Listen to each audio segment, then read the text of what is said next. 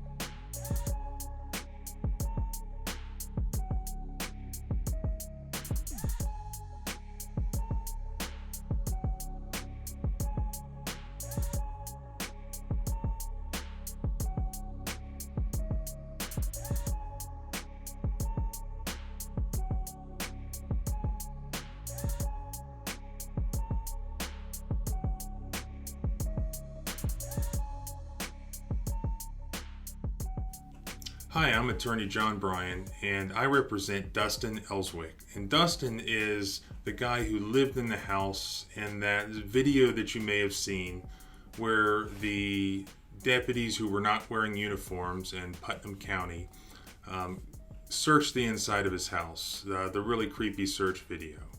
So Dustin's my client in that case, and we're looking forward to moving that case along. So I thought I'd post kind of an update video with some of the information that we've learned and some pictures and information that was not posted in the first video.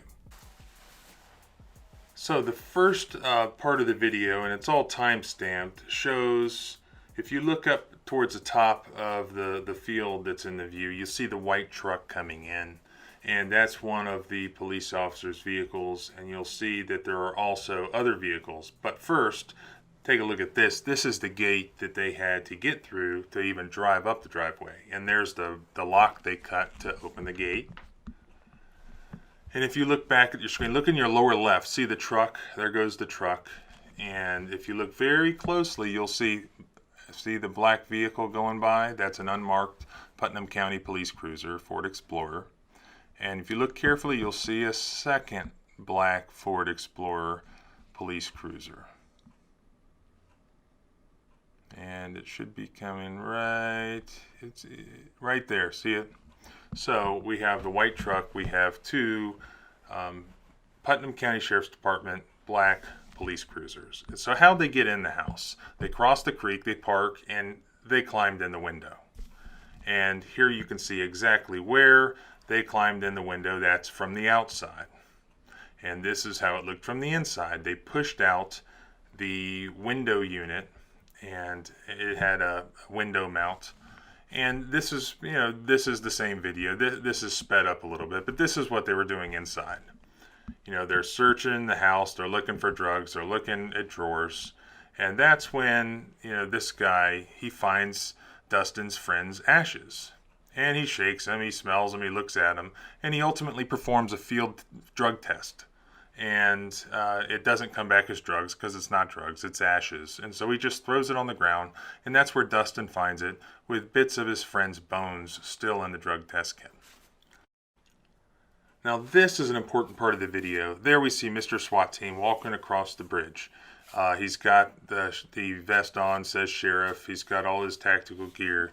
But what's really important is watch the end of this, because this is the actual moment that the video camera had its wires cut.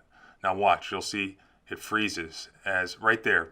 That's the moment that the wires were actually cut on this camera. And that's the guy, we believe, who was on the bridge, all prepared for his work. And there is that camera that was cut exactly how it was found. And as you see, we saw the moment it was cut, and luckily for Mr. SWAT team, we can prove that he wasn't the one who cut the cords on the camera, because you can see him at the time the cords were cut, and he was on the bridge.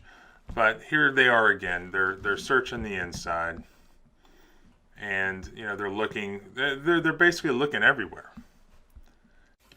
And since I originally uploaded the first video, we've had dozens and dozens and dozens of other people call who have had experiences with the sheriff's department or with these same groups of guys. And we will be representing some of them in claims against the county, claims against these individuals. It does look like there's a pattern of their behavior here from what we've heard so far. But a lot of people have given complaints to us that have very similar stories of these guys coming in their house, and while they're there with no warrant and no permission to enter the house, and then when they get in there, they look all intimidating. They're not wearing uniforms. Sometimes they have guns out, and they try to intimidate somebody's in the house, or the kid that's there, to give up his bag of pot, whatever, or try to tell them who he bought it from. And when they leave, they take things with them, such as money, or whatever little bit of pot they found, or guns even. So very concerning allegations, and we're looking into all of them. If you have any information obviously let us know.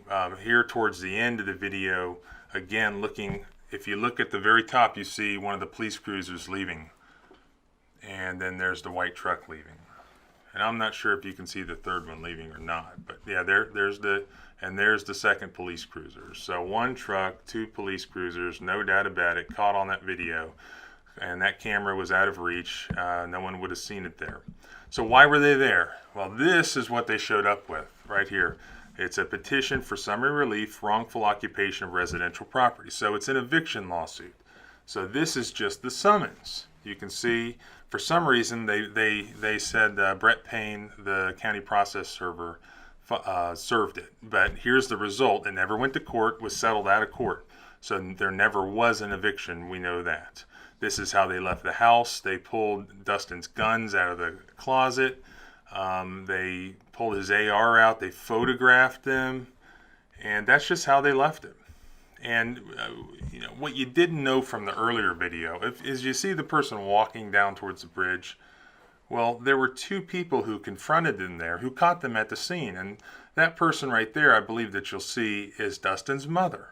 So people saw that all these cars were at his house, and they called Dustin, and Dustin was at work because he works, and he called his mother and asked her to go to his house to see what was going on. So she confronted them at the scene. That's when they stopped her. They would not let her go to his house, and they gave her the paperwork that they were there to supposedly serve, and that's what I just put on the screen. So she kind of caught them in the act, and they had just left, and you can see her cross the bridge because she couldn't drive across it, and that's when she went and took the pictures of how they left the window they climbed through, the guns, and everything else. So if you have any other information, check out our website, civilrightslawyer.com, where we post the updates to the case. And please give us a call. The number to the office is 304-772-4999 if you have any information or if you have personal experiences with this group of guys. That's it, everybody. If you like what you see, go over to John Bryan's YouTube channel and give him a subscription and let him know what you think. If you have any information, contact him at his personal line and email. If you like my content, don't forget to subscribe, like, share, comment, do all the things, and I will see you guys in the next one.